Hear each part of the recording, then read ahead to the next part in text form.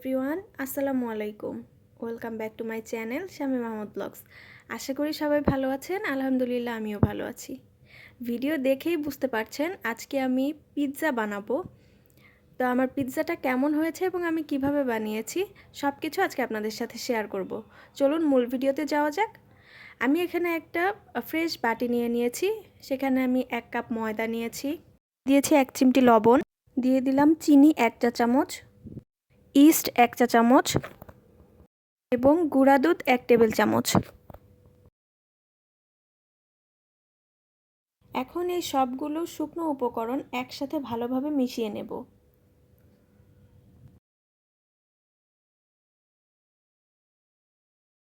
আমার সব উপকরণগুলো মেশানো হয়ে গেছে। এখন আমি এর সাথে পানি অ্যাড করব। খুব অল্প অল্প করে পানি অ্যাড করব, আর পানিটা হবে হালকা কুসুম গরম। দেখতেই পাচ্ছেন আমি একদম অল্প অল্প করে পানি অ্যাড করছি এবং ভালোভাবে মিশিয়ে নিচ্ছি। এই ডোটাকে কিন্তু বেশ কিছুক্ষণ সময় নিয়ে মথে তৈরি করতে হবে। এই ডোটাকে যত মথে নিতে পারবেন আপনার পিৎজাটা ঠিক ততটাই ভালো হবে। যখন এই ডোটা মাখাবেন তখন এরকম হাতে বারবার লেগে যেতে পারে আঠার মতো, এটা কোনো সমস্যা না। পর্যায়ে হাতে একটু তেল মাখিয়ে নিলেই আর এরকম আঠালো ভাবটা হয় না।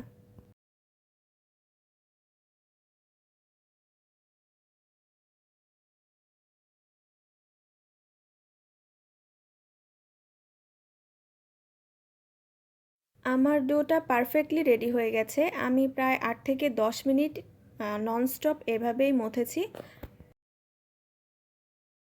এখন আমি এই ডোটার উপরে একটু সয়াবিন তেল উপর দিয়ে জাস্ট প্রলেপ দিয়ে দিব। প্রলেপ দিয়ে আমি 1 ঘন্টা থেকে 1.5 ঘন্টা সময়ের জন্য এটা রেস্টে রেখে দিব। ততক্ষণে এটা ফুলে ডাবল হয়ে যাবে।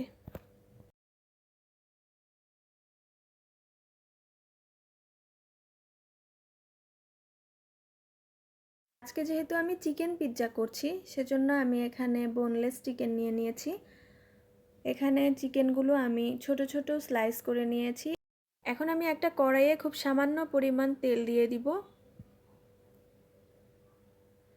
তার সাথে কিছু পেঁয়াজ কুচি দিব।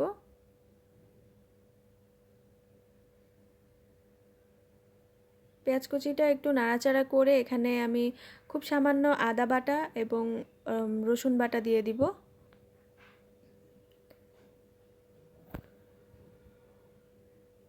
এখন দিয়ে দিচ্ছি আমার টুকরো করা চিকেনগুলো, দিয়ে একটু নেড়ে চেড়ে নিব।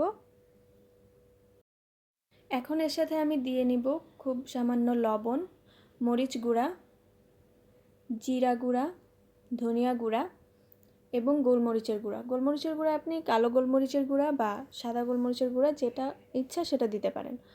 তারপর ভালোভাবে নেড়ে চেড়ে নিচ্ছি। 2 মিনিটের মতো কষানো হয়ে গেলে আমি এর সাথে টমেটো সস দিয়ে দিচ্ছি। এ পর্যায়ে আবার ভালোভাবে কষিয়ে নিব। এর সাথে আমি কোনো আলাদাভাবে পানি দিব না, চিকেন থেকে যে পানিটা বের হবে সেটা দিয়েই এটা কষানো হয়ে যাবে। পানিটা শুকিয়ে গেছে আর মাংসগুলোও সিদ্ধ হয়ে গেছে। এখন চলেন দেখি আমার ডোয়ের কি অবস্থা।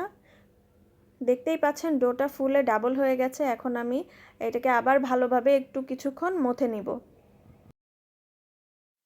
আমি প্রায় 5 মিনিটের মতো খুব ভালোভাবে এই ডোটাকে আবারও মেখে নিয়েছি।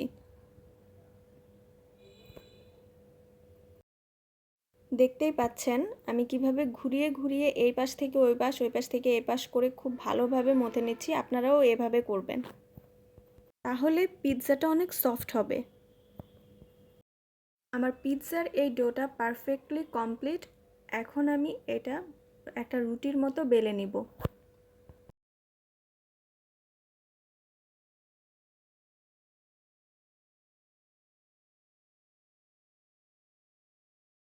দেখতেই পাচ্ছেন আমি একটা রুটি বেলার পিঁড়িতে এই ময়ানটা নিয়ে নিয়েছি। এখন আমি সামান্য একটু আটা ছিটিয়ে নিয়ে তারপরে এটা আস্তে আস্তে করে বেলে ফেলবো। আমি কিন্তু এই ময়ানটা খুব বেশি একটা বড় করব না, আবার খুব ছোটও রাখবো না, মাঝারি সাইজে রেখে দিব। আমি কিন্তু এই রুটিটাকে খুব বেশি ভারীও করব না, আবার একদম পাতলাও করে ফেলবো না। একটু দেখলেই বুঝতে পারবেন এই রুটিটার থিকনেস ঠিক কতটুকু।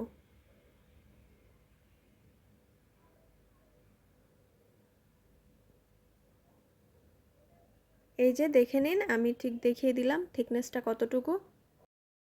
আমি এখন একটা স্টিলের প্লেট নিয়ে নিয়েছি, এইটাতে আমি আজকে পিৎজাটা বেক করব। আর হ্যাঁ, আমি কিন্তু চুলায় বেক করছি। আমি এখন এই ময়ানটা প্লেটের চারপাশে একটু ঘুরিয়ে ঘুরিয়ে ঘুরিয়ে ঘুরিয়ে দিয়ে দিব, একটু হালকা একটু উঁচু করে দিয়ে দিব। আমি এখন এর উপরে একটা কাঁটা চামচ দিয়ে ছোট ছোট ছিদ্র করে দিব। তাহলে হবে কি, পিৎজাটা খুব বেশি ফুলে যাবে না। আর এই ছিদ্রটা না করলে ফুলে একদম পাউরুটির মতো হয়ে যাবে। এখন আমি এটার উপরে একটা পিৎজা সস দিয়ে দিব। সসটা আপনারা আপনাদের পরিমাণ মতো দিবেন, তবে পিৎজার উপরে সসটা একটু বেশি দিলে খেতেও ভালো লাগে। আমি এখানে রাগু ব্র্যান্ডের একটা পিৎজা সস ব্যবহার করেছি। এটা আপনারা যে কোনো গ্রসারি শপে অথবা কোনো সুপার শপে পেয়ে যাবেন।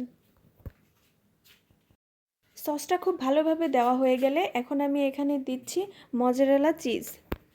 আমি এখানে চিজটা একটু বেশি করেই দিচ্ছি, কারণ পিৎজাতে চিজ যত বেশি হবে খেতে তত ভালো লাগবে। আমার চিজ দেওয়া হয়ে গেছে, এখন আমি আগে থেকে কুক করা চিকেনের টুকরোগুলো ভালো করে ছড়িয়ে দিয়ে দিব। চিকেন দেওয়া হয়ে গেছে আমার। এখন আমি এর সাথে দিব ক্যাপসিকাম আর পেঁয়াজ কুচি। এখানে শুধুমাত্র আমি গ্রিন কালার ক্যাপসিকাম নিয়েছি, আপনারা চাইলে যে কোনো কালারের ক্যাপসিকাম দিতে পারেন, সাথে কিছু অলিভস দিতে পারেন।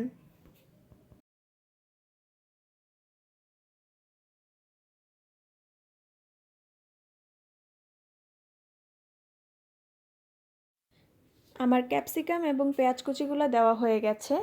এখন আমি এর উপরে আবার মজারেলা চিজ দিয়ে দিব। আমি এই পিৎজাটাতে 250 গ্রাম চিজের পুরো অর্ধেকটাই ব্যবহার করেছি। এখন আমি এর উপর খুব সামান্য পরিমাণে অরেগানো ছিটিয়ে দিব। আমার পিৎজাটা বেক করার জন্য সম্পূর্ণ রেডি। যে প্যানে পিৎজাটা বেক করব সেটাতে একটা স্ট্যান্ড দিয়ে নিলাম এবং চুলার আঁচটা মিডিয়ামে রেখে প্রায় 15 থেকে 20 মিনিট প্রিহিট করে নিলাম।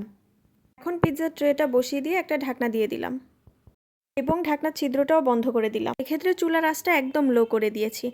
প্রায় 30 মিনিট পর আমি ঢাকনাটা সরিয়ে একটা টুথপিক দিয়ে টেস্ট করে দেখলাম যে আমার পিৎজাটা হয়েছে কিনা। আমার পিৎজাটা হয়ে গিয়েছে, টুথপিকটা একদম ক্লিন এসেছে। আমার পিৎজাটা একদম রেডি, চলুন আপনাদেরকে কেটে দেখাই কেমন হয়েছে।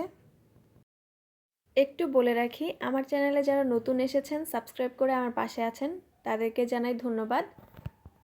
আর নতুন যারা আমার ভিডিওটি দেখছেন তাদেরকে বলবো প্লিজ আমার চ্যানেলটি সাবস্ক্রাইব করে আমার পাশে থাকবেন এবং নতুন নতুন ভিডিও দিতে আমাকে উৎসাহিত করবেন।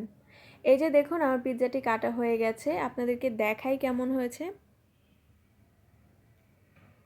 এটা দেখতে যতটা ডেলিশিয়াস লাগছে, খেতেও কিন্তু খুব সুস্বাদু ছিল। This is the final look. খুব সহজে চুলায় কিভাবে একটা ডেলিশিয়াস পিৎজা রেডি করা যায় তাই আপনাদেরকে দেখালাম। আশা করি আপনাদের ভালো লেগেছে।